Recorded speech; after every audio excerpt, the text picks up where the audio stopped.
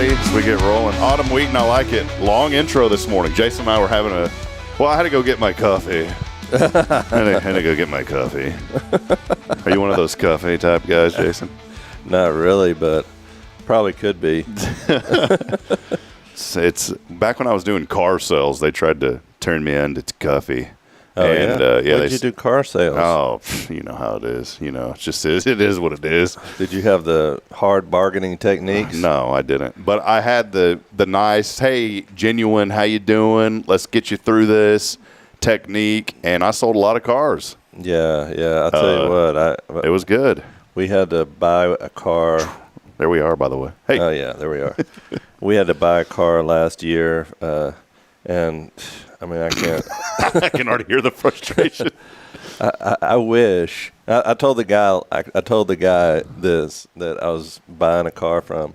I mean, I think the majority of people would rather just pay an average price for a car, not super deal, but not get ripped off. Just kind of in the middle. And just be able to go in there and buy a car. I mean, you can buy a house easier than you can buy a car because the way that they do these negotiation tactics. And everybody knows how it works. I mean, it was so frustrating. And I went to several different dealerships, and everyone was the same. You know, it was, let me go talk to my manager. I don't know if I can do this. You know, we got to, and then they throw in all these little additional packages that, you got this and this. And I was just like, the guy was like, I hate this. He said, I told him, I was like, I hate this. I hate tell me what you'll sell. No, I mean, that's it. I mean, I don't want to go back and forth. It's ridiculous. And the guy says, well, everybody hates buying cars and mattresses. I'm thinking, where are you buying your mattress from?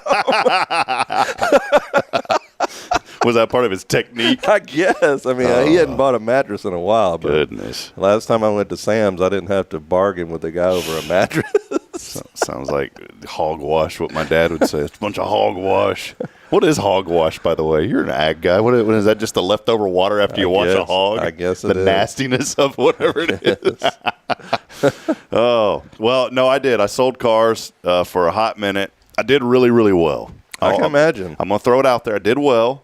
I'm not a salesperson, but I just love to meet people where they're at. Right. I think that's why I love ministry so much is we just meet people where they're at. And so here, let me tell you why I got out of car sales. Mike Stevens is not the reason. Mike Stevens is the reason I got in. Mike is a great man. He taught me more than anyone else in sales. And he taught me this. He said, sell the appointment, don't sell the car. Mm-hmm. And he thought I'd be great on the internet side of things. Well, let me tell you, they always say, you need to work your way up to be the internet salesman. No, you don't. Because everyone is looking for the cheapest price, and they've already hit 20 other dealers. Yeah. And so you're just kind of 1 in 20, and you probably don't have the cheapest price, and the consumer is looking for the best price. And so it's a long, drawn-out, let's go chase 100 leads to sell one car type job. By the way, just telling you. So Mike told me these things, sell the appointment, don't sell the car. And I took that with me whenever I started selling advertising and marketing. I think it really helped me develop more of a passion for marketing and advertising. I really love to help businesses and to promote them. Mm-hmm. And I learned that I'm not trying to sell every person the first time I meet them. Mm-hmm. What I'm trying to do is get an appointment with them in person. And so when they would call that dealership or those internet leads, I'd get a hold, or I'd call them. I say, well, hey, Tom, how you doing today? Well, I'm pretty good. I'm looking for the blah, blah, blah. And I'm sure they thought I was blah, blah, blah also on the other end. I said, I'll tell you what, I'm not going to beat around the bush. Why don't you just come on in? Let's come down, and I'm not going to push you into anything. I promise. I'm pretty easygoing. Why don't you just come in, and let's take a look, and we have that vehicle you're looking for. I just cut right to the chase. I said, well, come on in. Well, what's the price going to be? And I told him, here's the price, but come in. Let's talk about it. Mm-hmm. And I was very insistent on coming in and talking about it. And Mike told me that even after I left, he was using, because we recorded all the calls, he would use my calls to train other people because he taught me that. And so you're not trying to sell the car over the phone. Right. Well, I only worked there a month and a half, Jason. Okay. Now, you heard me say I sold quite a bit of cars, right? Yeah. and one of the seasoned, you got the seasoned salesmen in this industry. One of the seasoned used car salesmen told me, he's Hip, you're going to make so much money, man. You're doing awesome. He's like, you're just killing it. I got my first check. Okay, this is 6 days a week work. You don't get off on Saturday. Okay? Guess what my first check was? I had sold like 12 cars, Jason. I thought I was rolling, brother. Because there are guys that have been there for a year that are only selling 5 or 6 a month. Guess what my first check was on about 12 cars? How much? Just take a wild guess. Because now I'm giving you hints, I was only there a month and a half. $2,000. I wish. $800. $800. I said, see, I'll give you 2 weeks. And they took out all this money for, well, we got to take out money for your shirts, and we got to take out money for this, and we got to take out money for this. And I said, no, you're just taking out money to put in. And it's not Mike's fault. Mike's no longer with this dealership. And the other thing that really rubbed me the wrong way was exactly what you said, the financial department of these places. Now, we had a really good financial guy, but he was just all about the money. That's what it comes down to. And so I remember there was a lady that I knew. I feel like the Lord has given me a gift of discernment to know that I know when somebody is really being genuine when they're hurting. You're like me. We want to help everybody, but you also know that there's some folks that are just hurting to hurt. You know what I'm saying? Right. And it's not our job to judge them, but in the car business, you do kind of weed that out. You have to. And I knew this lady, Jason, when she came in, she had her kids with her. I knew that this poor woman was just really struggling. And she was desperate for a vehicle. And so we went and drove around, and, I found a car for her. I said, well, look, this isn't everything you're looking for, but it's going to – I just asked people straight up, what do you want your monthly payments to be? And then they'd tell me. I said, well, look, I've got a few cars. It's probably not going to be what you're looking for, but I don't want to waste your time. Right. And she respected that. And so I got her – we got her into a car, and we started looking at the financials. She ended up liking the car. It was a little bit older, but it was a good car. And we got her in there, Jason, and she developed a liking for it. We went and drove it. She said, yeah, this will work great for me and my kids. I said, awesome. Well, let's go do the part that nobody likes to do. And I would always tell people that because they knew that it was coming. And I said, but I'm not going to beat around with you. And I did. I had to go back and forth. It's just how it goes. And I'll never forget, though, the sales guy, or the finance guy, not the sales, I was a sales guy. The finance guy, I told him, I said, well, look, man, she's already told me this is all she can do, because he had a number that was like $200 more. I said, man, she can't. I've already told you she can't do this. He got angry, and he wrote on that piece of paper in real big letters, or numbers, 350, and it was almost like one of those jumbo permanent markers. He wrote 350, circled it, and then threw it down threw that pen down on his desk, and he's like, "You go tell that bleeping and bleep bleep bleep that this is the best we can do." And he goes, "And you're not making a dime on the deal." And that in that flash of a moment, everything that this company said they represented, I discredited because of that. And that's why it's so important when you work. This is the inspiration this morning. Because I know the owners of that company, they weren't like that. But this guy made me in that moment discredit everything that family had built. Because this guy had been there 20 years, and I'm like, does the owner know he's treating people like this behind the scenes? And I'll be honest, in that moment, Jason, I said, I'm done. I said, I don't want to work for somebody that treats people like this. And it's so weird. Have you ever been in a situation where you feel like you're doing what you're supposed to do, and then in a flash, immediately you're like, this ain't it? And then every ounce of motivation that you have for what you're doing just goes away? You know what I'm saying? Have you ever had that? Yeah. I mean, in an instant. And in an instant, I didn't want to be there anymore. And I went back. I got the lady the car, and I remember the next day I talked to Mike. I said, Mike, I just can't do this here, man. I'm not cut out for this stuff. And he's like, well, I told you it takes thick skin. I said, I know, man. I have skin that's foil. This stuff, the hair is pretty easy. And so, long story short, I ended that job, and God set me up in the career I'm in now in broadcasting and now in media. But it's all part of that process. And I took away from Mike a lot of good things, and one of them was learn how to sell the appointment, not the car. Yeah. And I just feel like that someone out there is going to make a lot of money one day by figuring out what you can sell a car for. The money that you have to – I told the guy whenever he was trying to sell me the car, I was like, I know you got to make money. I'm not trying to shortchange you or I know that that's part of business. You have to make a profit. But figure out what the profit margin is on these things. Figure out what the salesperson needs to make, and then just set a price and stick with it. Stick with the price. And I mean, you can have sales or whatever and rebates or whatever, but stick with the price, and I think you will sell 10 times more vehicles, because a lot of people are like me. I don't want to drive away from that dealership feeling like either, boy, I really got a great deal, or number two, boy, they should rip me off. You know what I'm saying? My dad used to say a phrase, I won't say the beginning of it, but it ended in blued and tattooed. You know what I'm talking about? My dad always said that phrase. And I know some really good car men and women that are out there that do that work really hard. But I just think as a whole, the industry as a whole, their philosophy or their way about doing business is antiquated. That's not a model for doing business. People don't want to spend 2.5 hours of their day, going and buying a car. It's just, if you, with all the research that's out there nowadays and all the things, like you said, you can look at prices from all around. Yeah. Nobody wants to, if you realize you have the money, you realize you can make the payments or whatever you're going to do, go in there and buy the thing and go home. I don't want to spend 2.5 hours doing that. I'd rather just buy it online if I could. Look right here. DeMontron, Chrysler, Dodge, Jeep. This was from like a year ago. I was just seeing what the value of my truck was. I've repeatedly told them, quit emailing me. I've hit unsubscribe weekly.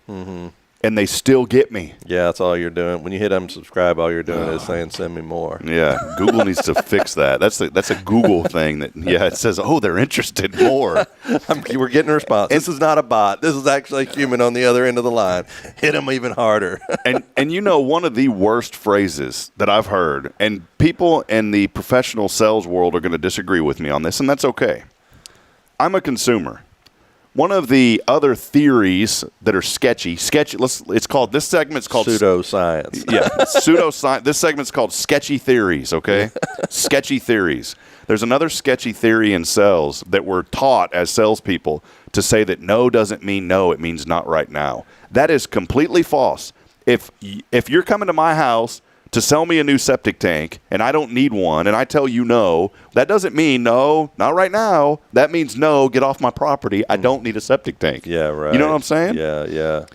So I know why they teach that in the corporate. They teach it in the corporate world because they want their salespeople to have this attitude and this mindset of, well, just keep after them. Yeah. No, we live in a world now where people just want to be left alone. Yeah, they do. Leave them alone, man. Let them come to you. I mean, that's why I can see how internet sales would be. But, so in the process of purchasing this vehicle, it's for my daughter. She was going to college. We had to get her something. And so we thought, I really thought about used versus new, and then we looked at it, and the newer ones, the payments weren't going to be that different than the used ones, and I knew that it would be safer and more reliable. So I decided, okay, let's get her a new one. And then so we went around. I looked at different prices online and whatnot, but none of those prices are online are what you're going to pay. I figured that out really quick because you go in there. And this is the price online. Okay, that is with, but we have to add this in here. We have to add this in here. We have to add, and they all have those little things. So I just started when I'd call them. I was like, hey, I saw your deal online. I'd like to come in and talk about the car, but is that the actual price that I'm going to pay? Well, yeah, we can't. I mean, we put that on. You know what I'm saying? It's never what their advertising online is never what you're going to pay. It is not. Well, let us know your stories. What have you... Yeah, right. Let's hear them. Let's hear your great... Call in now. We'll take the rest of the morning and afternoon hearing your experiences at the car dealership, because I'm sure there's some great ones. It's like that cookie, the Great American Cookie Company. This is the Great American Car Buying Story Time. And I'm sure there's tons of stories out there. Everybody. And the thing, this is a shared experience, because so many people, I feel like, are just like the thing that you dread the most is going to have to buy a car. I mean, Yeah. It shouldn't be that way. So we're going to take it a step further. Just during the show today, text or comment in or text in. Let us know the things that maybe you dread the most. Yeah. Okay, I want to be positive. This show is about being positive, but I would like just y'all's feedback to get some conversation going. And some things you dread. I'll tell you, some things you dread, and let us know if you dread this, because I'd be interested. Maybe I am the only person. How many people dread buying a car? Let us know. But also, my father-in-law, he was a great man. I loved him, but he's passed away. But he did build a relationship with a car salesman, and this shows you the difference in sales, like you were talking about. If you respect the buyer and you're honest with them, and you try to, he wouldn't buy a car from anybody else for the rest of his life except that one person. He'd call him and he'd say, I'm coming to buy a car, and the guy knew him, and but they had a great relationship. You told me about your dad had a great relationship with that came to the funeral. You met him, yeah. Zolly Keebler. Yeah. Zolly Keebler from Alabama. He goes, Mr. Hip, I didn't know there was water wells here in Texas. That's good. I'll never forget that phrase. That is exactly what he said. He's one of my favorite people, man. And I remember him telling my dad that. My dad invited him to the house to come eat with us. And I just remember sitting there, and here was Zolly Keebler. Mr. Hip, I had no idea there were water wells like this. I said, brother, this is it, man. And we just developed this really cool friendship with Zolly. And you're right, he was at my dad's funeral. He loved my dad, man. Yeah. And he sold him 3 or 4 cars over the time. So it doesn't have to be that way. Maybe it's just my experience. Joe Girard, by the way, Joe Girard is known as the number one car salesman in America. I'll tell you, this guy developed in such a way. This was way back between 1963 and 1978. This guy sold over 13,000 cars, and it was the little things. He would remember people's birthdays. He would write them notes. He'd call them. Of course, he didn't text them back then. He would telegraph them. You know, no, he didn't do that. But he got so busy that he ended up hiring his own staff. So he was like working for a dealership, but he had his own staff inside of the dealership to work for him. And this guy was unbelievable. I will say I did have one good experience purchasing a car, and it was local. I won't say the dealership, but it was local. And we had to special order because we have so many children. We have a 15-passenger van. We had to order a van, so we had to have it specially ordered and sent in and all that. And that was a much more clearer process, because the guy was just really straightforward. You know, this is what it's going to cost for this. This is what it's going to cost for this. This is what we have to pay for shipping, blah, blah. And, we didn't pay sticker price. He gave us no one pays sticker price, but we paid. It was. I felt like it was fair. And he was really nice to us and really did a great job, and I appreciated that experience. And it didn't take 2.5 hours either. Got in and out, got it done. Yep. Well, hey, many of you are joining us. Welcome in as we do get rolling here today. A fun morning on Good Morning Huntsville. It's a Thankful Thursday, episode number 617. We want to thank Elliot Herzlich from Elliot's Jewelers. He's online at elliotsjewelers.com for all your jewelry needs. And, of course, our foundation support here with Pastor Jason Bay of First Baptist Church Huntsville, a harbor of hope here in our community. And we believe it's a harbor of hope because true hope is only found through Jesus Christ. We want you to come and be a part of what the Lord is doing here at First. If you're not here, get plugged in somewhere, whether it's here in our community or wherever you may be listening. We have people from Ireland. So if you find a church, and hey, for you Ireland people and Germany people that are out there, you tell us where you go and what that culture is like. I want to hear some Ireland churches. Yes. What those? Have you ever been to? I know you've been to the Philippines, but have you ever been to like Ireland or Germany or any of that? I'm not a well traveler, or whatever you call it, well-versed traveler. I wish that I did have the opportunity to get out more. I learned so much. Getting outside the United States teaches you so much about the world and different cultures. But I've been just to like Mexico, of course, and to the Philippines, but not really ever been into Europe or anything like that. So you ever been to the Holy Land? No, I'd really like to go. We got a plan. One thing, I was talking to my uncle. He's 92, and he went, and he's got a very I think I've told you about my uncle. He's a very distinct voice. I love my uncle to pieces. He's the one that got me into computers, him and my cousin and all sorts of stuff. But I was talking to him the other day, and we never have long conversations. You have anyone in your family like that you love them to pieces, but they just you just can't talk to because they want to get off the phone? Right. My uncle has never liked talking on the phone. And so I'll call him, and usually it's a 30-second, hey, Uncle Warren, hey, I'm good. What's going on? Not much. All right, well, I'll talk to you later. I mean, it's like that. That's it. Yeah. And it's like not that he's not appreciative. He just doesn't like talking on the phone. And I'm kind of the same way. I'm like that, too. And I know people that probably talk to me and think, oh, my gosh. But my mother, what a jerk. My mother and my sister, they love talking on the phone, and they will talk and talk in circles. They'll hear the story, and then they'll come back around to, oh yeah, I was talking about this, and it's just. But no, I'm usually the person that says, okay, well, I guess we'll talk to you later. You're like this. Yeah.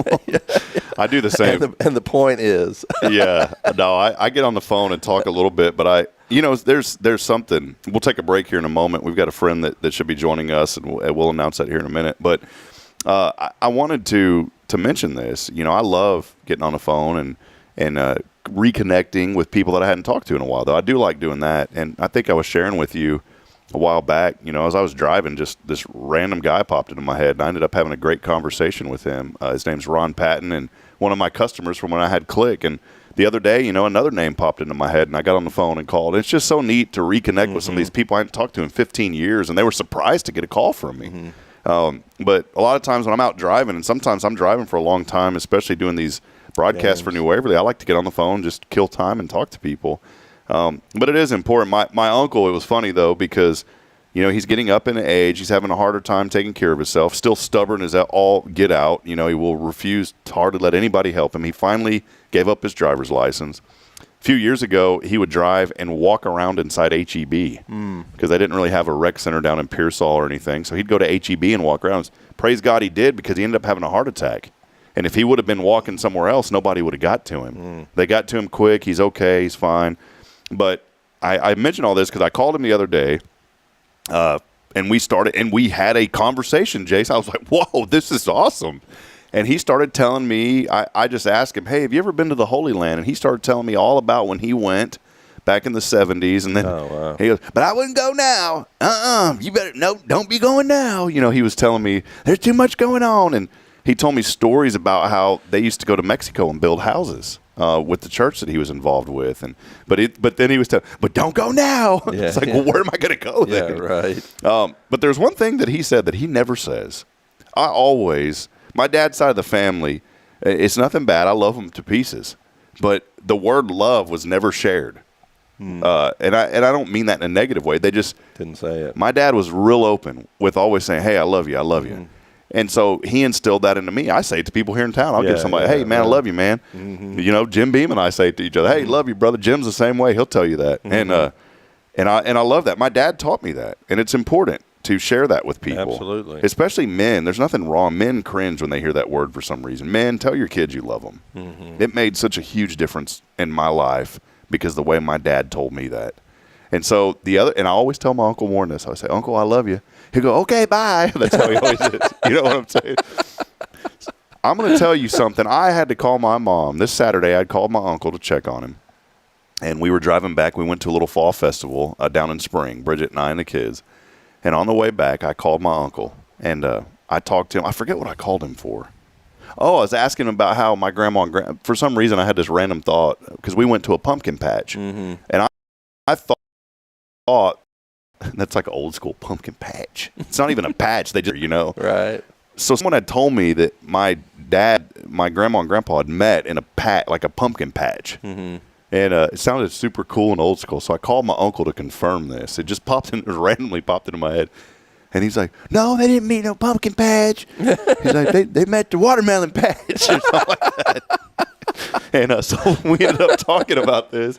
And at the end, I said, well, Uncle Warren, I said, I really do appreciate you talking. And we talked for a good 5-6 minutes. And at the end, I said, well, Uncle, I love you. And he goes, oh, well, I love you too. He's never said that, ever. Wow. And, man, it just, even my wife looked at Bridget. She goes, "Did he just say that?" Because he knows. Yeah. And so I called my mom. I said, "You'll never guess what happened." She couldn't guess. I said, "Uncle Warren said he loved me," and he does. Yeah. I mean, when I had surgery years ago on my esophagus, I told him that I was having surgery. He drove all the way from Pearsall to be there. And I remember in my, in your stupor state of mind, I remember telling him, "I'm so glad you're my favorite person," And he came just to be with me during that surgery. Isn't that cool, man? That is nice. Well, let's take a break. A lot going on. Jason Bay's here from First, and we'll take a break. More to come as we continue promoting and celebrating the good here in our community. Comment in. Let us know you're out there. We do see a few comments, and engage with us. That's what makes the show fun. We want you to engage and comment back in with us. We'll be back in a moment as we continue to promote all happening good here in Huntsville. This is your show. It's Good Morning Huntsville, brought to you by First Baptist. Stay with us.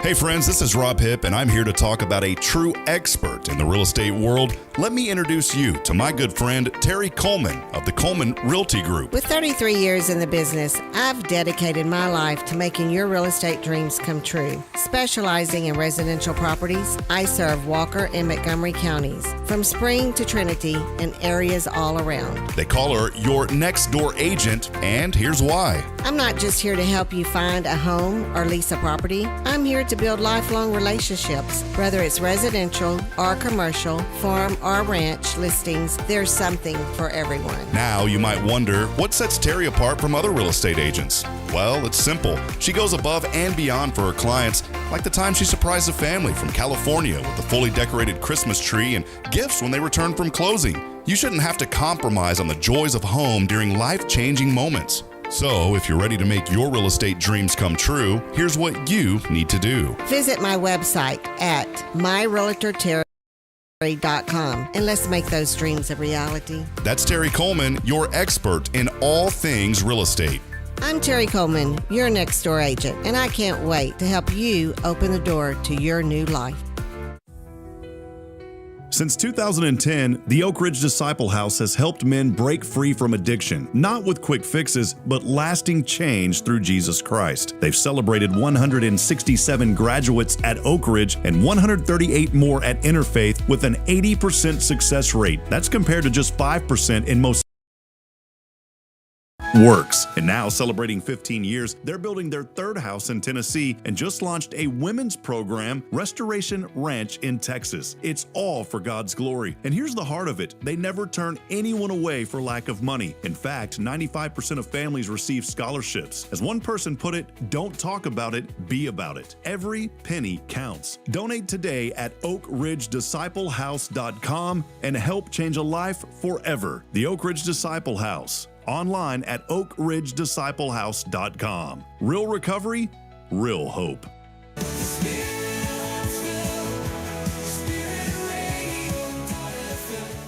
This is KHSP LP, Huntsville, Texas, the spirit of Huntsville.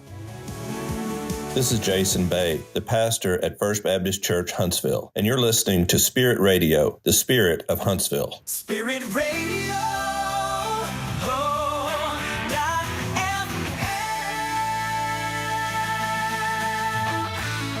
All right, we're just going to continue trucking along this morning. Time now is 8:13. 8:13. Welcome back. 54 degrees outside today right now. Beautiful morning here in Huntsville. That humidity is at 83%. Nice cool winds out of the northeast at 7. I do want to have folks be reminded, keep on alert this weekend. The National Weather Service continuing to talk about this forecast. It's evolving daily. And last night they were saying on the news and through the National Weather Service that we could have some really strong to severe thunderstorms early Saturday morning.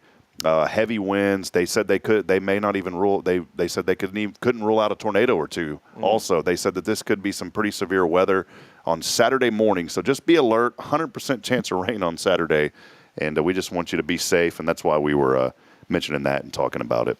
Well, friends, we are thankful today. It's always a great opportunity to have friends join us, and even when they're remote. And we've got a good friend of ours that we'll bring into the conversation now, someone that we have just thoroughly enjoyed getting to know over this past year or so. It is our friend, Mr. James Poole, joining us. from OneCry. James, can you hear us this morning? I can. Good morning, Rob. Good morning, Pastor. Good to see you. Good to see you. Well, great to see you. James Poole is with OneCry, and many of you may know about the Asbury Revival that happened several years ago. OneCry has been so influential with colleges across the nation, and we are seeing the Lord do some incredible work. Mr. Poole is local here to Texas, I believe up in the Waco area, and we wanted to have him on today, Jason, to talk about some great things coming up here at Sam Houston State. Yes, absolutely. But I've been familiar with what OneCry has done and what they do for a long time. Ever since I met Dr. Jones. Dr. Jones informed me, hey, be a part of what OneCry does. So as we get started here, Mr. Poole, this morning, would you explain to us kind of your role in that? Sure, thank you. OneCry was established in 2011. Byron Paulus, who was the head of Life Action Ministries, and he had a vision for, networking people to pray for revival and to really pursue revival and to experience revival. And so he brought there were about 5 of us as pastors at the time together. And I had just felt the call to lead the pastorate, to network people to pray for churches and ministries other than their own. And so he collected a few of us guys, and we had a wonderful experience just seeking God's heart together. And out of that came the ministry now known as OneCry. It was birthed in 2011, and probably not too long ago, probably in 2020, 22, we became a very independent ministry. We were connected to Life Action Ministries for a long time, and then we pulled away. I guess we became a teenager in age and felt like we could stand on our own, and so God's blessed ever since. And we actually have a global ministry now. Around the world, there are people who are praying for revival and spiritual awakening. We have many in other countries who are praying for revival in the U.S. And so it's exciting just to be a part of that type of heart and that type of ministry. And I guess it was about 8 years ago now, 2017, I felt impressed to leave our base in Michigan and to move to Waco, Texas, back to my alma mater, which was Baylor, just to invest in students and to pray that God would bring revival to campuses across the nation. And God's been so gracious to do that. Just as people have prayed, we've seen him work powerfully. Yeah, and there's obviously been huge movement amongst this generation of college students, and I've noticed it here being connected with Sam Houston State University. We've seen a really a massive influx of college students in just the last few years. It's something we prayed about for a long time, but really seeing that fruit coming to fruition at this point. Tell us about what God is doing nationwide in the college ministries that you see, and then also there on the campus of Baylor. Okay. One thing I'm seeing is that this young generation, Gen Z, and now Gen Alpha, they have a real passion to be relational.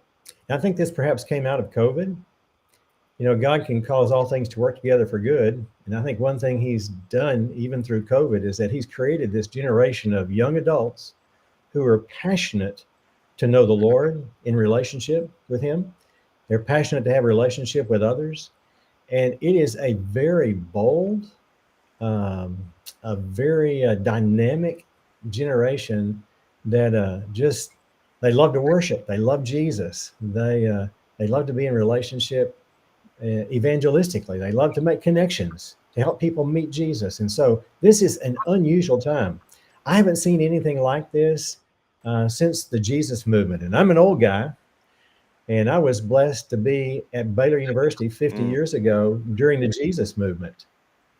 And so what I'm seeing is very similar to what I saw then, maybe even in a greater dynamic than what we experienced back then. So it's a very exciting time, and it's really spreading around the globe. This generation is just stepping up to want to love Jesus, and they're bold in it. I love that. I love that. And yes, I think a lot of times in our churches, all we see is what's right in front of us. And we've experienced, as you know, over the last 10 years or more, people have really been bombarded with the kind of the decline of the American church. We've read it in statistics and every other way. We've seen that, and it really came to a head during COVID. But I, like you, I think a lot of our people don't realize the revival that's taking place amongst our young people. And you guys were a part of what was going on at Asbury. Tell us just a little bit about how that unfolded and how OneCry had a role in that with the National Collegiate Day of Prayer. A lot of what we have done is stood in the background and prayed for revival. And some of our team were actually there present at Asbury and were able to speak into God's activity there.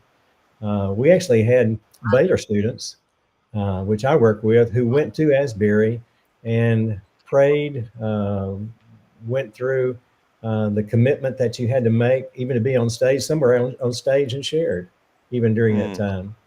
And it's so reflective of what God has done in the past when he brings revival, where there is a great brokenness over sin. And these young adults were being so transparent, being willing to humble themselves. And that's sort of a mark of revival when it comes. 2 Chronicles 7:14. If my people humble themselves and pray, seek my face and turn from their wicked ways, then God promises to come and bless the land. And that's what we're seeing with this generation. They do not mind being very transparent.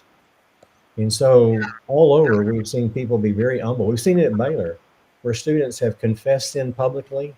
They've gotten together and just humbled themselves before the Lord and each other.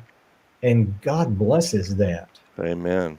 When people are transparent and they're just willing to get right with him and with those that they have hurt or offended, or those that they need to, just in their circles. So yeah, I think it is so amazing. And we're seeing that here as well. There's such a hunger for the Word of God and just to people to, like you said, connect. And I really wanted to go back to that aspect of it, because it really is. I feel like, and correct me if I'm wrong, but I really feel like it's very unique, and it's almost more first century like than the way we've experienced church in the past. Kind of, come to church, come to Sunday school, but there is. It seems to be almost even more authentic, the way that they are experiencing Christ and the way that they are experiencing this movement of God. Tell us about that. Yeah. I think one key ingredient to that is that this movement is word-centered. And that gives me great hope, because you have a lot of movements that are maybe emotionally based or experientially based and really don't encompass a firm stand in the Word of God. But this movement that we're seeing now, and these young adults, they love God's Word. Absolutely. And they're hungry to be in the Word of God. And that gives me hope that this is going to be a long-term movement. Yes. And I'm just excited to be able to walk with them at Baylor and experience that hunger. They're so attentive to the Word. And even in the churches in Waco, they're just exploding with these young adults who are being attracted to places where the Word of God is very clearly, affirmatively taught and lived out. And so it's an exciting day, I think, to just see a return to the Bible, a return to truth, and Absolutely. a great love for Jesus. Now, we don't have a lot of time with you because you're a busy man. We don't want to take a whole lot of your time this morning, but I did want to, Dr. Jones, who's one of our deacons here, he has a relationship with you and OneCry that goes back for years, and he is our prayer coordinator here at First Baptist, and he believes firmly, just like you do and we do, about praying for revival, praying for spiritual renewal amongst our churches, praying for spiritual renewal amongst our college students, and And he's very, very passionate about that, and I appreciate about him, because when we sit in a room, he's always talking about we need to be on the cutting edge of what the Lord is doing. Look for where the Lord is blessing and join him there.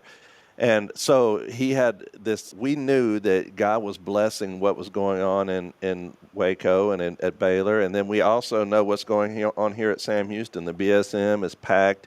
They're really experiencing the movement of the Holy Spirit. And so Dr. Jones wanted to get you, and we did too, get you to come down here and speak to some of our students here at the university that are on fire for the Lord, to kind of share this global vision, and also to help them understand that this isn't just something that's isolated at Sam Houston, that you're seeing that as well at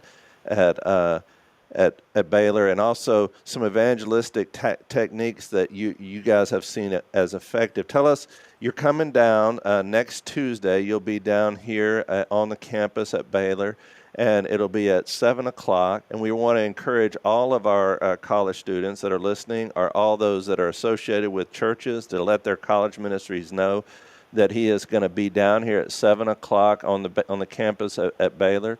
And what are you going to be sharing with those students? Actually, I'm looking forward to being there at Sam Houston State. I think you mentioned I'd be at Baylor, but I'll be at Sam Houston State. Sorry. Yeah, Sam Houston State. Sorry about that.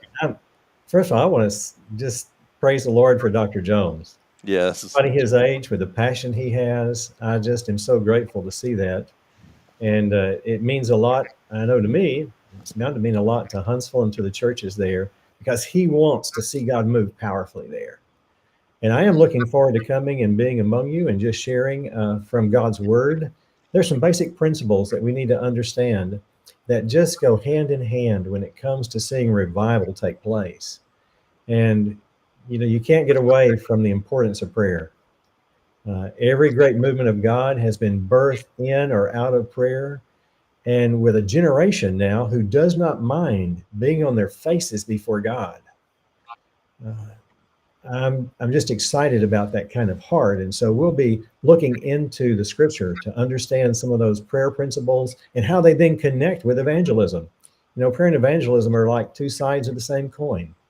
Absolutely. And you really can't do either effectively in the church without both being present and being strong. And so we'll be encouraging that, and hopefully we'll see God continue to do a powerful work there on your campus and in your city, just as students get a stronger grasp of the connection between prayer and evangelism.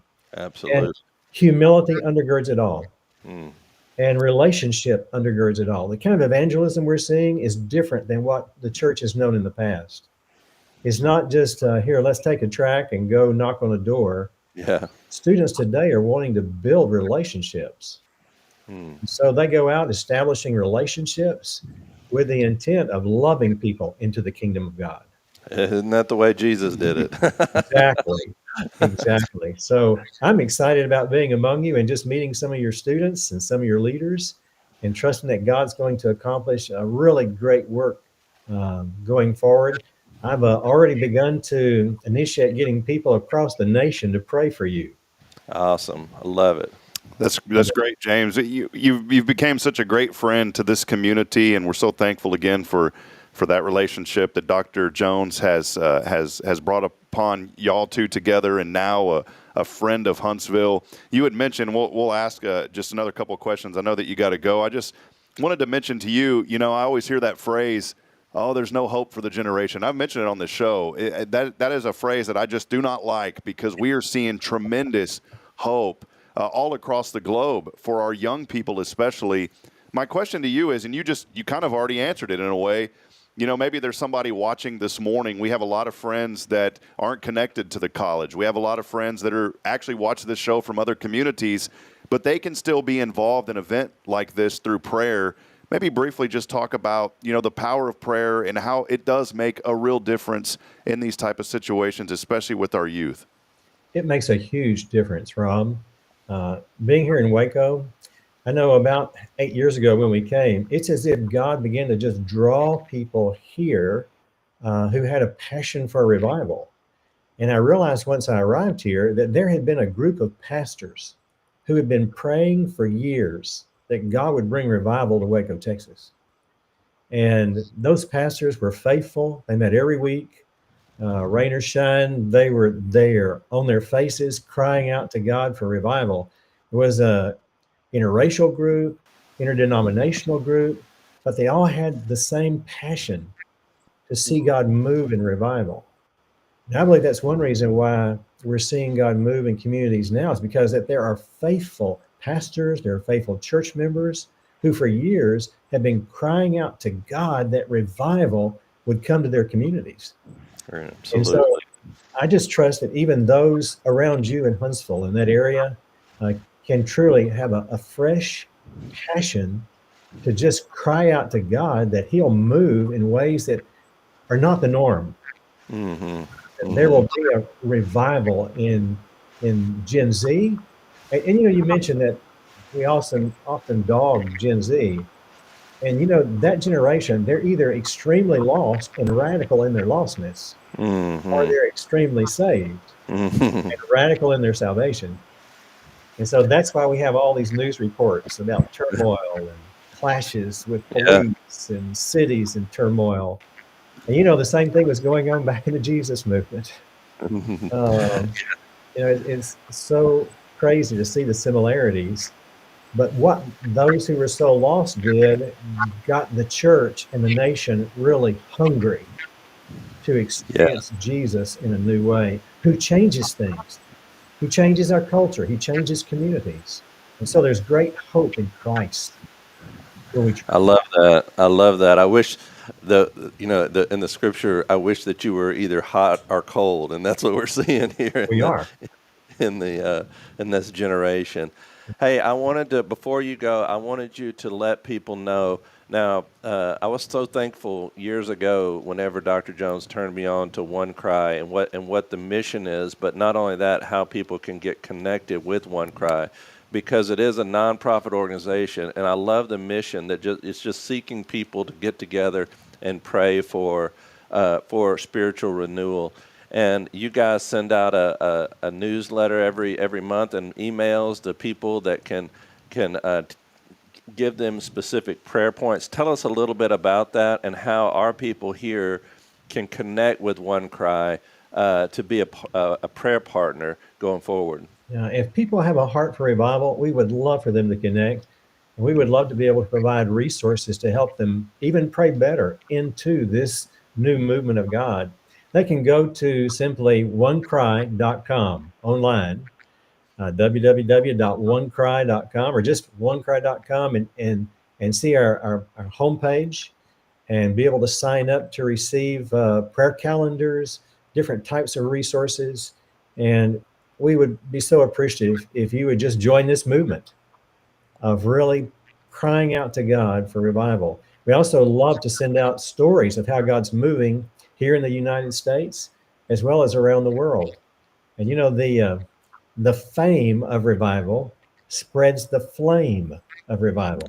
Yeah, I That's like that. that's always been true with all the major awakenings that we've had. And we would love to just have as many as possible from the Huntsville area and beyond join in with us in these days and just really staying on top of God's activity in this country. And it's fun to report it. These are great days. Absolutely. Thank you so much, brother. Hey, and listen, I look forward to seeing you next Tuesday. Rob's going to put all the information about it on our website, and we're going to clip this and repost it. We encourage everybody out there that's listening to continue to share this and let your churches know. James Poole will be with us Tuesday next week, 7 o'clock at the LSC at one of the rooms there on the LSC at 7 o'clock next week, and it's going to be a great time to talk about what God is doing and hear what God is doing on the campus of Baylor. But not only there, they've actually been a part of the National Collegiate Day of Prayer at Asbury, but also Texas A&M University last year. And where is it this year? It's at Liberty, right? Liberty. That's right, in February. Yeah, Last Thursday of February. Wonderful. And Well, James, I say Mr. Poole because that's the way my dad raised me. I know you said to call you James, but James, we appreciate you so much, and thank you for your heart. I was talking to Jason and Dr. Jones after our call yesterday, and I said I don't know of a man that is more kind than you, James, and we can see the fruit of the Lord and all the wonderful things that he has done through your life to make an impact for his glory, for not just this generation, but the next generation as well. So thank you so much, my friend. Well, thank you so much, Rob and Pastor, for allowing me to be with you. And Huntsville has a very special place in my heart. Years ago, at the end of the Jesus movement, I actually served on staff at University Heights Baptist Church. Yes, sir. I was the music, youth, and education minister.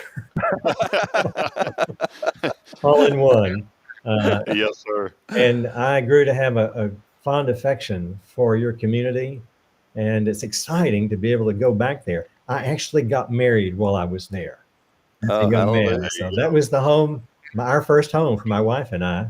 And she's going to be coming with me to Huntsville. So we're looking forward to going back and just enjoying some memories as well while we're there. Well, it'll be so good to see you. Thank you. Yes, sir. Thank you. God bless you, and we can't wait to see you, my friend. Take care. Yes, Have a great day. God bless.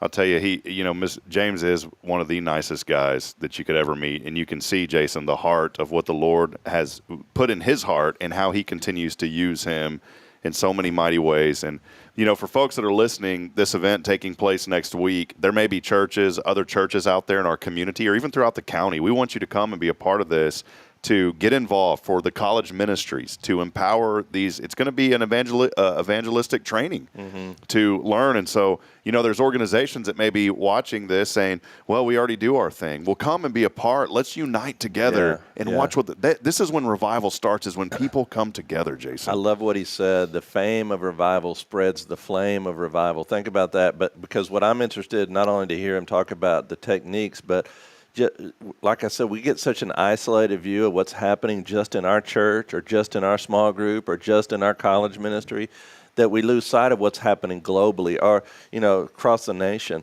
And that's why you need someone like James to come and be able to share a bigger perspective. Hey, have you heard about what God's doing here? Have you heard about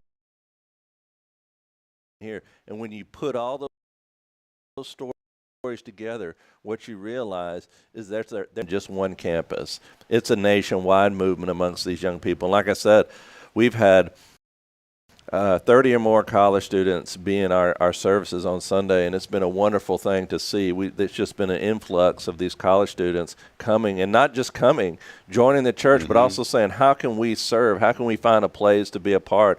We put a lot of these young people to work in different areas, and it's been so powerful to see. And thanks a lot to our college ministers here and Josh Mashi, who works with the BSM and bringing those young people over. But I believe that when you see God working, you look to those people and say, hey, we want you to be a part. We need you to be a part. Come on, let's work to serve the Lord together. It's kind of like what Paul said to Timothy, don't let anyone look down upon you because you're young. That's beside the point, And I think we need to have the same attitude. Look at these young people and realize, hey, there is something happening, and let's listen to them as they are taking it really back to its roots, first century roots, building relationships with people just as Jesus did, loving on people and showing them the Jesus of the Scripture. I love it. That old song, People, Loving People. I forgot who sang that. You would like it, Jason. It's one of them good old throwback country songs, man. Have you ever heard of that one? I don't know. It's good. It's good times. So maybe you should sing a couple more bars. Let's hear it, Rob. Yeah, no, it'd be terrible. People will tune out. Well, let's take a break. Today was my favorite segment with James. My favorite segment is always news you can use. I got some great news you can use. Yes, I can't wait to hear it. Oh, man, I can't wait. Somebody put up 40 and somebody else put up nada yesterday. We're going to talk about that. We have to get an update. Because you remember the old day whenever it would say like now loading, Well, there's something going on down in the Alamo City, and it starts like this. Now loading, I know where you're going New with this. dynasty, Yeah, I Get know where ready. you're going. I saw it last night. We'll talk about it next. We're going to talk about it, and we're going to be about it. We'll take a break. Stay with us. More to come at your show. This is Good Morning Huntsville as we continue promoting and celebrating the good in our community and the good happening down in the River City. We'll be right back after this.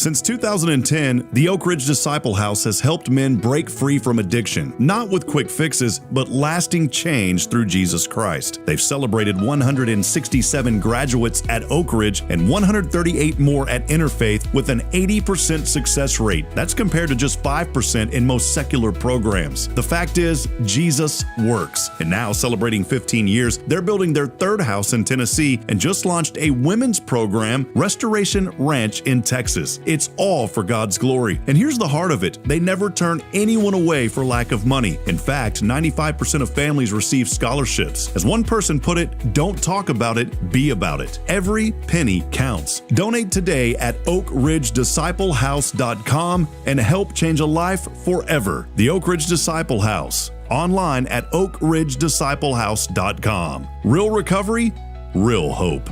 Tomorrow's Promise Montessori schools believe in creating spaces where children can learn, grow, and use their imaginations. At any Tomorrow's Promise location, children enjoy the largest playgrounds in town. Tomorrow's Promise Montessori is a fun school where every child learns at their own pace, and mastery of a concept is expected before moving on to the next concept. At Tomorrow's Promise, every child is respected, loved, and nurtured for the unique individual that they are.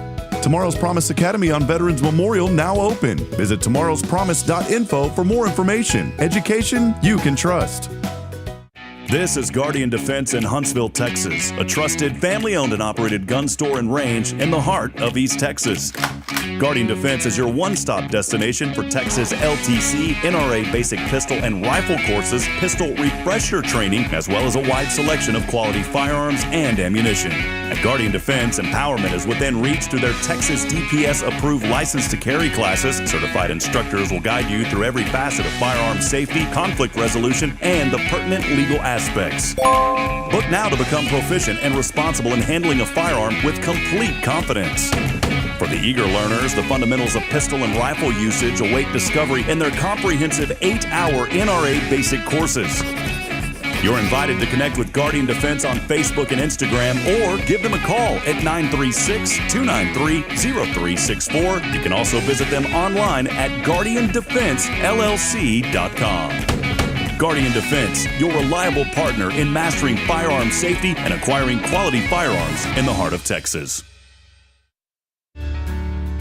Hi, I'm Billy Cawthon, manager of Sam Houston Memorial Funeral Home. We know times of loss are tough, and you need a place to feel comfortable and cared for. At Sam Houston Memorial Funeral Home, we pride ourselves on being with you during those really tough days. You can rest assured that we will be on your side and by your side every step of the way. Thank you for your trust. Sam Houston Memorial, every day, every step.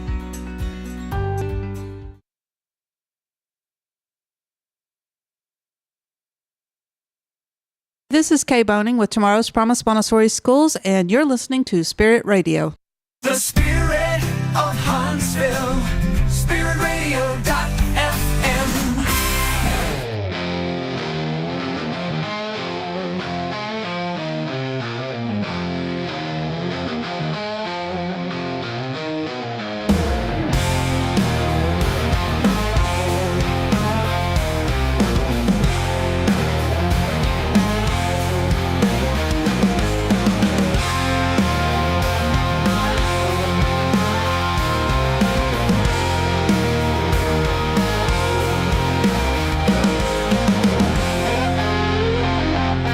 Some new intro music for news you can use.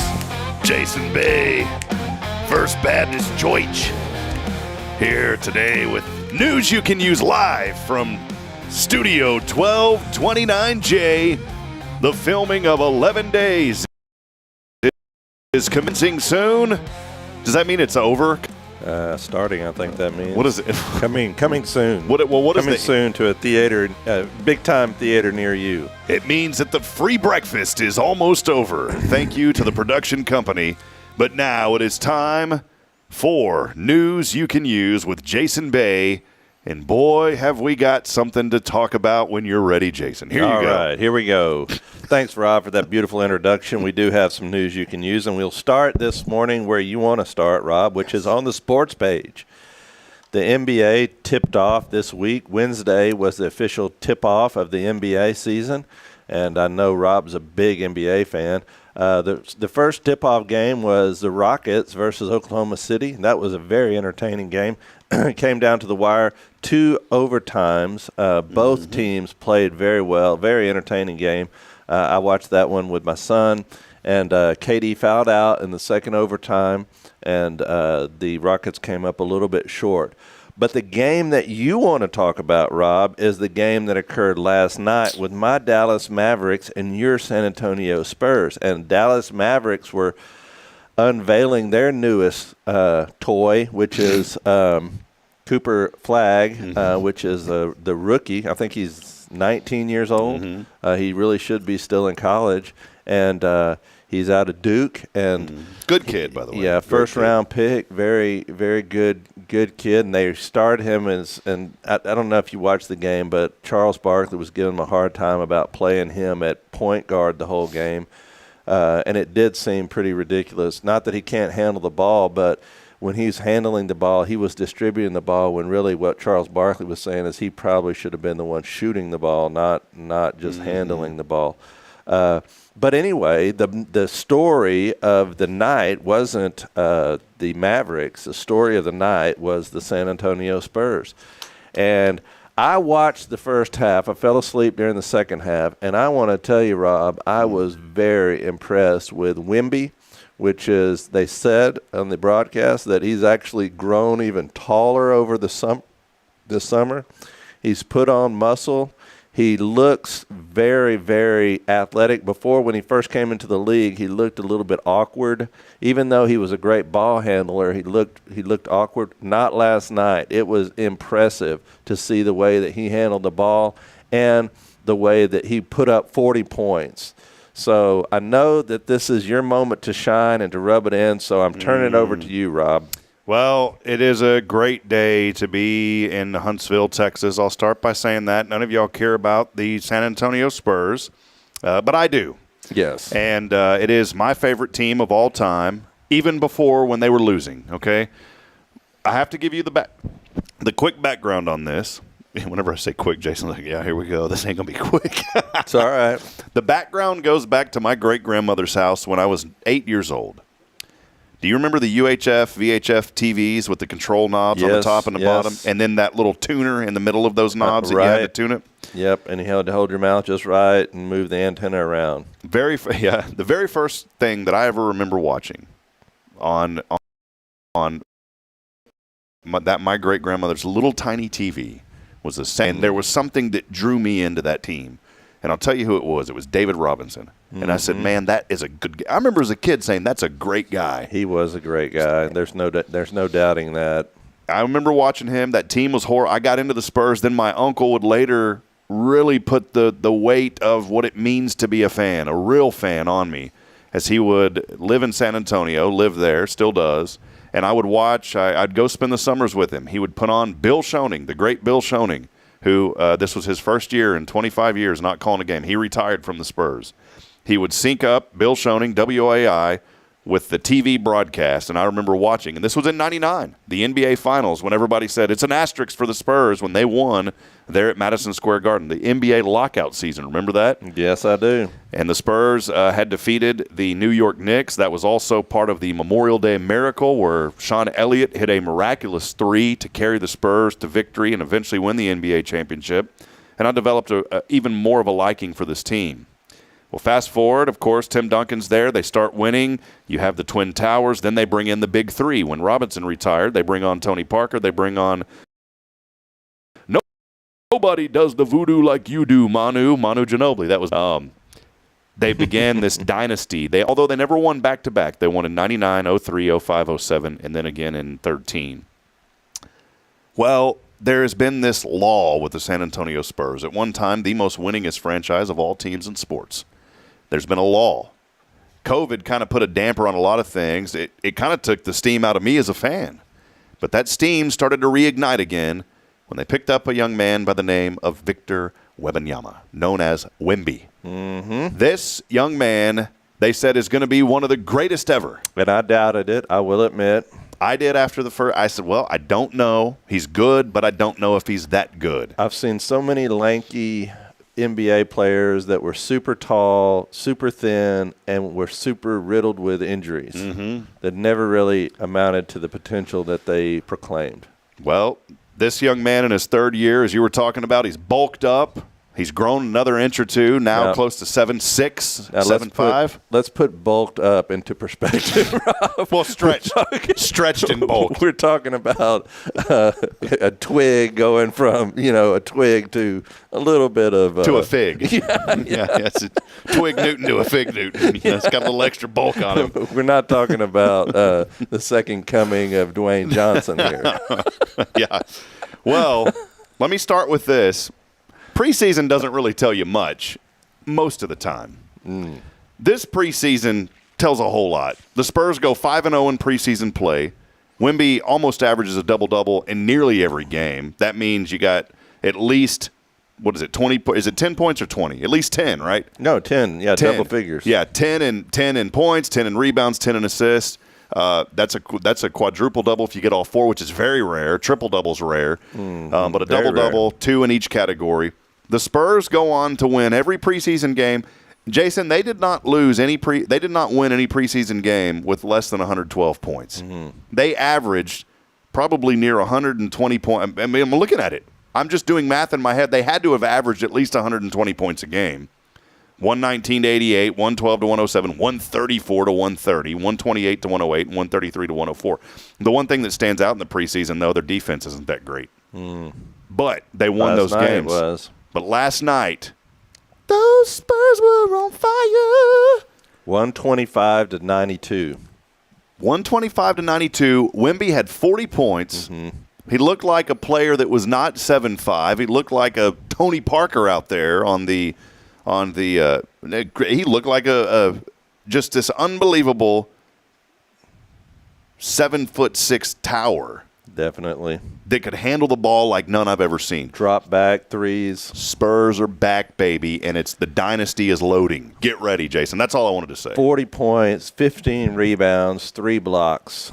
So, yes, that guy is something else. They say he's already, this first game, they're already talking about him being the MVP for this league because for this year because he has really turned a corner in the way that he's playing. So, hey, props to you, man. It's your year, it looks like, but Dallas is good, though. Well, Dallas is going to be they're not going to win the championship this year, but don't sleep on them because once they get all their pieces back, then Kyrie will come back. I think they said no sooner than January, and whenever he gets back. But putting all those pieces together is difficult. They really don't have a point guard at this point.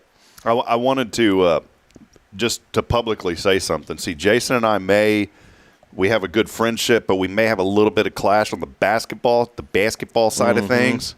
But I'm going to tell you what, brother, we don't have no clash on the football side of things. We are Cowboy blue through and through. Yes, and this is a big game for Cowboys this Sunday. They'll play Denver Broncos in Denver.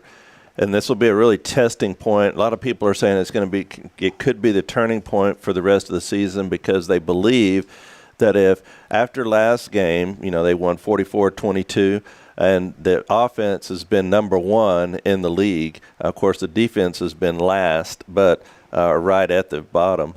But if the defense could play a little bit better, what they're expecting that if Dallas can go down there and replicate what they did last week, this Sunday against the Denver Broncos, there's a good chance that Jerry will make even more moves to try to push this year for something special. So we'll see. Speaking of, continuing on the sports story, the sports page, college game day on Saturday mornings? Well, college game day, they've made some changes over the last few years, but one of the biggest changes is that they've added Pat McAfee to the college game day lineup. And, he's been doing this for a while, but this year there's been some people over the weekend really came down on the show. A lot of people are responding that This one fan saying, he's ruining the show for me. I hate watching it now. He's ridiculous. Not a fan. Don't like him. No class at all for what used to be a group of classy guys. Pat needs to go. Not a fan at all. This is Instagram feedback. And I think Pat McAfee is one of those kind of polarizing figures. I don't know. I like him. I think he has a lot of energy. He's fun. But I can see how he would rub some people the wrong way. But he did respond, and he blamed it on, Pat McAfee blamed it on old white people. He said, in typical fashion. Those are really the people that hate me the most at this stage of life. He comes across as a pretty aggressive dude, but I think a lot of these guys, Jason, you listen to sports radio more than me. I mean, I worked in it for a minute, but I didn't, be honest, I didn't know what I was doing. You did. You have to sit there and watch sports daily to live that life, and I didn't know enough about what was going on to keep up with it. But there seems to be, Jim Rome started all this really in your face, blah, blah, blah, in sports. He really did. Yeah. And Stephen A does it, and he gets away with it. Yeah. But now all of these guys, I feel like, are trying to force something. Just be yourself and quit forcing this aggression when you talk about sports. Now, if you watch Pat McAfee, I will say most of the stuff that he says is positive. He's not one of these guys that is just getting on. But he's very, he's very rah, rah, rah type of guy. He's like really, pumping up the crowd and standing on his chair and, not the kind of guy that's just going to sit there and talk about sports, with his tie all buttoned up. He's got the big belt buckle. He's doing all the crazy stunts and stuff like that. But he is very positive in his outlook. I mean, like he has with the other football players, with coaches and all that, he's not the kind of guy that's running down a lot of people. But apparently you either love him or hate him. Mm-hmm. All right, moving on. Still on the sports page, the Super Bowl has run into some pretty severe controversy this year. Have you heard about this? No. All right. Well, it's the NFL halftime show. So there's been this what do you call it when people sign something? Petition. Petition, yeah, gotcha. There's been this petition going out for Roger Goodell to put a stop to this year's Super Bowl halftime show, because this Super Bowl halftime show is going to be performed by Bad Bunny. Now, I know you're a big fan of Bad Bunny. Bad Bunny. But the petition is to kick him out and to be replaced by the country music star George Strait. So, in fact, it's gained so much traction that he had to respond officially to it. He says, It's carefully thought through, he says. I'm not sure we've ever selected an artist where we didn't have some blowback or criticism. It's pretty hard to do when you have literally hundreds of millions of people that are watching. He said, he went on to note, he's one of the leading and most popular entertainers in the world. That's what we tried to achieve. It's an important stage for us. It's an important element to the entertainment value.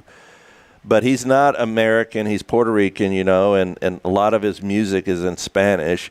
And so, I don't know if you've heard about this, but Turning Point USA is providing an alternative to the halftime show this year. Wait, hear it first here on the show, Jason. All right. Because, we break things before they happen. Yes, we do. We actually do. The old Good Morning Georgetown show unfortunately broke COVID before it came out. Did I ever tell you that story? I won't go into it. But we had mentioned, my goodness, what if that thing breaks out to the U.S.? There you go. It happened.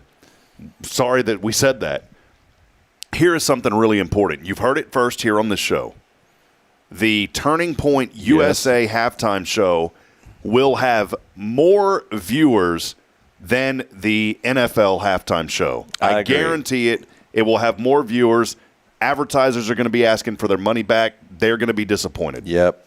Turning Point USA in October of 2025, the organization announced its own all-American halftime show set for February 8, 2026, intentionally coinciding with the Super Bowl halftime slot. The move framed around faith, family, and freedom, and with an emphasis on music genres like Americana, worship, and poignantly, he says, anything in English signals an ideological fork in the culture road. So there you go.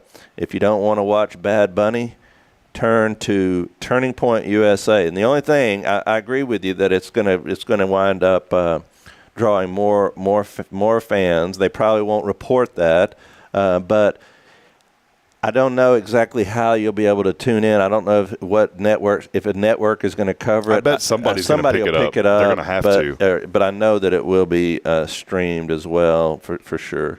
So there you go. There's some news you can use on the sports page. Couple of things I want to hit before we have to go, and I know we're running out of time here. CNBC published this article. I thought it was ultra wealthy, primarily live in these 10 cities. Now think about the world's richest people. Nearly a fifth of the world's richest people live in just 10 cities worldwide. Now, a city with the most ultra-wealthy people, those with a net worth above $30 million. Okay, so that's who we're talking about, ultra-wealthy. If you have to have a net worth of above $30 million. The number one city in the world for the highest population of ultra-wealthy people, where is it? Huntsville, Texas. Close. Second guess. In Texas? No. Not in Texas? No. It's obvious. It's obvious. An obvious of where the wealth location. Is it in the U.S.? Yeah. And is it in the Northeast, like New York? Yes, New York. Okay. Number of ultra wealthy people, 21,380. I guess the financial stuff, the Wall Street and all that makes sense. The second city with the most wealthiest people is Hong Kong. But number 3, Los Angeles. Number 4, San Francisco. Number 5, Chicago. Number 6, Tokyo. Number 7, London. Number 8, Dallas. Number 9, Washington, D.C., and number 10, Houston. 2 of the top 10 cities in all of the world of the ultra-wealthy live in Texas. That's amazing. And I thought about, when I read this article, we think about, we look at ourselves, the wealthy, you think of China, right? You think of, but China's not even in the top 10. There's Hong Kong on there, there's Tokyo on there, but there's not Beijing's not on there. So I mean, I thought that's pretty interesting. You think of Dubai, like Dubai. That isn't that the big city with all the wealth and the oil big buildings? Money, but top 10 out of those 10 cities, there's only 3 that are not in the United States. So it's pretty interesting when it comes to the ultra wealthy. You remember on Welcome to the hold on, I'm trying to lifestyles. Yes. The lifestyles of the rich and famous. Remember that? Yeah, I do remember that. Used to come on late night TV. Who cares? Yeah, right. You just saw that stuff when you were a little kid, and then you just went out and bought a whole bunch of Publishers Clearinghouse magazines so that you could one day. Yeah, it's like me. And then they go bankrupt and they tell you don't get your money. Yeah. Speaking of which, my wife's been watching The Golden Bachelor. So inadvertently, I'm a recipient of this. Keep us up to date on that, Rob, because y'all will watch it, so we don't have to. Yeah, we'll give you all the updates. But what was pretty neat, the Golden Bachelor, obviously they're at the golden age. And there's a whole different mindset. These folks are actually respectful to each other. Oh, wow. Like the younger ones, they get into it. They try to pit these things, they try to make up stuff to make one look bad. Oh, did you hear what she said? Did you hear what he said? The Goldens don't do that. They've been there and done that. They're just looking for love. They're late in their life. Something happened. They're looking for love. Well, here's the deal. There was a golden oldie on there. This lady, and she just really wanted to be an Instagram influencer. That's all that she cared about. And she was telling the older. She goes, "Well, can I at least get a kiss on the camera for my followers?" And this was like an older lady, man. He told her adios. The Golden Bachelor. Yeah, that's interesting. I know you'll update us next week, Jason. Speaking of updates, Rob, how's the Fantasy Football League doing? Hey, if I could play that dun dun dun dun dun dun dun dun dun dun for someone that that was not. I was on auto draft. All right. Mm-hmm. I have excuses. What I'm hearing right now is excuses. Well, I've came back alive. I'm back on a 2-game win streak. There you go. Your buddy over here is now 4-3 on a 2-game win streak. And, boy, I ended up swapping out some quarterback. Now I've got old Dart from New York who had a phenomenal – the guy gave me 30 points last week. Jackson Dart, is that his name? Gave me a lot, yes, sir. And we are looking good. And that was without a tight end. I had messed up. So now I have pulled in a tight end. Something happened. But with all that being said, even though I'm on this streak, I'm still at the bottom of the barrel. I am number 7 out of 10. But we got one person in our group that's 0-7. I'm 4-3. I only have 638 points overall. But the league is so tight right now that the number 1 guy is also 4-3. There you go. So there you go. That's your fantasy football update. And concluding news you can use, I always like to give you a list. Something, people love lists. And I want to give you a list here today. It says these are things senior citizens wish would return from the good old days. They wish would come back. Now, I think some of these are really, really good. Number 1, dignified leaders. Yes, Reagan. Boy, I'm a huge. Have you seen the AI with Reagan? Yeah. And they have Martin Luther King on there. Alan's been showing me that one. That's crazy. There's one with Reagan, and he's like in the middle of some gang guys, right? Yeah. And he goes, and it sounds and looks just like him. And he goes, I'm just out here taking a stroll with my homies. What's up, guys? It's awesome, man. Number 2. Frugality and repurposing. I still can't believe someone wrote the amount of clothing thrown out after a year these days. I recognize that the material is inferior, but at least repurpose socks into easy dust cloths, towels, or cleaning rags. I will agree. I think that nowadays we live in a disposable society. You throw out everything. You don't repurpose anything. You just trash it. And my mother's always griping at us about that because, a lot of older senior citizens are used to repurposing things. Number 3, popsicles the way they used to be. They had 2 sticks, and you could break them in half.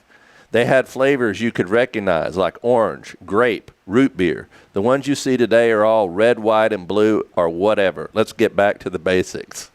Yeah, there you go. This person is passionate about popsicles. Number 4, I like this one. Summer Saturdays when dads would be out in the driveway or in the alleys working on cars, helping each other. Some teaching their sons or daughters how to change a flat tire, change oil, etc. Kids running through the yards, laughing. Moms having neighborly chats, sharing gossip and recipes. I miss that. And I think that is true. I mean, I remember those days back when we lived in Texas, and Saturdays you just kind of chill with the family, go out and do stuff. Nowadays everybody's running everywhere with these leagues. What do you call them? The select leagues, baseball, and volleyball, and whatever, softball, and so every Saturday you're running all over the country, basically trying to keep up with your kids in these different leagues. Whenever Saturdays used to be just really a chance to be with the family, and others in the neighborhood would do the same. You kind of came out of your house on Saturdays. And now if you're not on a select league, you ain't in. Right. Number 5 was appliances that last. And this person said, I saw years these days, so you have to keep buying new. I talked to Phyllis about that last week, and she was telling me the same thing, that you try to hang on to your appliances as long as you possibly can, because the older ones are actually better than the newer ones, because the newer ones quit so often. Number 6, unbiased news reporting with no agenda. Number 7, when nobody cared about your politics. Yeah. And the last one that I'm going to share is entertainment without some moral or think about that. I mean, every movie that you watch nowadays has some sort of message that they're trying to get across. I was reading another article that was talking about how the movie industry is really struggling. Their top movie that's out now, is expected to lose like $100 million. Wow. But all of these movies nowadays, they have some sort of agenda behind them, and the ones that win the biggest prizes at the Oscars are always the ones that have the biggest political trying to teach us all. It makes me wonder, not being political, but it makes me wonder there's just like this group that promotes only this group, when it comes to that. Like the Hollywood elite only promote the Hollywood elite because I don't feel like normal everyday Americans really enjoy a lot of that stuff anymore because people I talk to don't like it. That's why they're losing $100 million is because they don't just produce something entertaining. We need to get back to good, wholesome programming. One of the last shows that was on TV that I remember growing up that was really wholesome was Home Improvement. We need more shows like that, that were just good shows, no agenda. They were just fun. Tim Allen was such a great actor. I love those kind of shows. Yeah. And I was reading one of the highest produced movies of the last year was the Minecraft movie. Mm-hmm. And I mean, did you ever play that? I know your kids probably got into it. Play Did they ever all get the time. you into it any of drives it? me nuts, the squares and the terrible graphics. I'm just like, come on. Did you ever get into it, though? No. With them? Did you ever? They tried me to build something like that. And I guess it's kind of cool because you can be creative and building things, but, man, it's just mind-numbing. Somebody built a computer inside of Minecraft. Because there's logic in that game. So there is really cool STEM stuff in it. Yeah. And somebody had built a computer, and it was an AI. Mm-hmm. They built a AI, and it took it a long time to process stuff. But they, all these weird blocks that you can use because they're computing blocks. Mm-hmm. So they would go there and they made a keyboard in the game that you would dig or whatever. Worked. And it switches, Wow. and then it would say like, what is the weather today? And then you would flip these switches, and then it would be like, and then it would be like, the weather is this. What do you like of it? And they could communicate with it. And I was like, that's unbelievable. Mm-hmm. So, well, hey, before we go, Jason, real quick, we do this is why it's important to watch the show. Oh, there you go. There's your code for today, 100XP. If you have the Hello Huntsville app, scan that in. That will get you 5 entries into our prizes. We have a Cafe Texan gift card we're giving away. Our friend Deborah Wine has put together some beautiful gift baskets as well. And we also have some tickets to the Shindig happening at the Old Town Theater. And so if you have our app, open that app up, go to scan QR code. And if you're on your phone, you can actually, there's a way with the iPhones now and also your Android where you can scan that directly from your phone. So, and if you don't have the new iOS app, that has been updated now to include the scanning feature. The Android app has it. Just go to your iOS store, search for Hello Huntsville. It is in there, and you can scan that code right now for 100 XP. Again, that is 5 entries into our contest. That will expire tomorrow. So if some of you are going back watching this, that code will expire. These are cool because we can do whatever we want with these codes. Well, let me just say I want to encourage everybody to download the Hello Huntsville app because it keeps you up to date on all the local news. It doesn't only have, and you can listen to the Hello Huntsville every morning right there on the app. Mm-hmm. It's the easiest way to listen to the program. If you're out and about in your car or whatever, you can click right on there. It lets you know when the program is live. And you have all the articles that really pertain to just about anything that's going on in Huntsville. So if you want to stay up to date on local news, I encourage everybody to download that app. Yeah, download it. And also, we have launched on the iPhone, our new Spirit Radio app. We've rebranded it from Spirit Radio FM to now Spirit 94.3. iOS, Apple approved that last night. I woke up at 3:30, and I was excited because I looked, and it said at 1 a.m. Apple approved that app. And so the new Spirit Radio app, you can now download it on iOS. If you have our old apps, make sure that you go and you do that. So, well, real quick, Jason, before we go, you've been on a great series right now here, and we're going to be wrapping that up, I believe, this week on Anxious for Nothing. We want folks to come on Sunday, 10:45, and experience that. Let us know what's going on. Yeah, definitely. This series has been really one eye-opening series, and it's really allowed everyone that's come to really look at themselves in the mirror, look at themselves internally and see what's going on. And I've had so many testimonies out of this series talking about dealing with anxiousness, dealing with anxiety, dealing with worry, dealing with stress, dealing with depression, and the things that so many of us face on a regular basis and how to combat these things, how to spiritually go to war with these things that bring us down. And to this Sunday, from Paul's message in Philippians chapter 4, where he literally says, be anxious for nothing, but in everything with prayer and supplication, let your requests be known to God. And we will be looking at that verse along with the verses that surround that and talking about Paul's method for the madness that he found himself in. And even in the being in the jail, he could still give God praise, knowing that that God was in control and that God knew about his circumstances.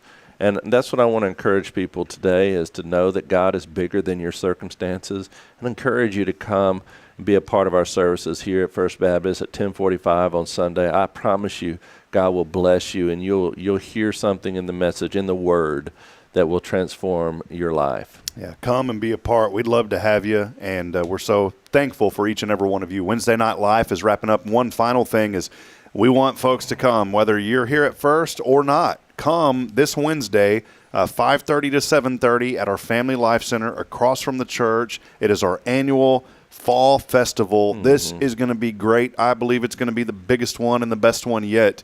And don't let that scare you to say, I don't want to be around a big crowd, because we have plenty of room. There is going to be so much fun. We want you to bring your family. Parents, bring your children. Like I said, even if you don't come to First, this is an opportunity for you to come. We just want to reach out to the community and provide a safe place for children and families to come and play games. Deborah has really got this thing rolling over the years, and so many volunteers have been involved. It's one of my favorite events outside of VBS that we get to do, Jason. Yeah, no, it's going to be great. Next Wednesday night at it's 5:30. 5:30, come. We'll have food. We have all different kinds of games for your kids to play. They can come dressed up. No scary costumes, please. But all different ages. It's a great time to bring your kids out and just get some prizes, some candy, and fill their little baskets up. When Jason said no scary costumes, that means no Rockets or Mavericks. Wear the Spurs gear if you don't mind. The AI has now did Bob Ross. Have you seen the Bob Rosses? And he's painting a Dallas Cowboys star. And he goes, "His pretty little happy trash can right here." And he's bashing the Cowboys, man. Come on. Speaking of, everybody tune in on Saturday. It's a big game for my Aggies. Hey, congratulations. Yes. We're 7-0. Going to Baton Rouge. The weather's supposed to be terrible, so I don't know what that game's going to look like. I mean, it's going to be supposed to be raining, heavy rain expected there in Baton Rouge.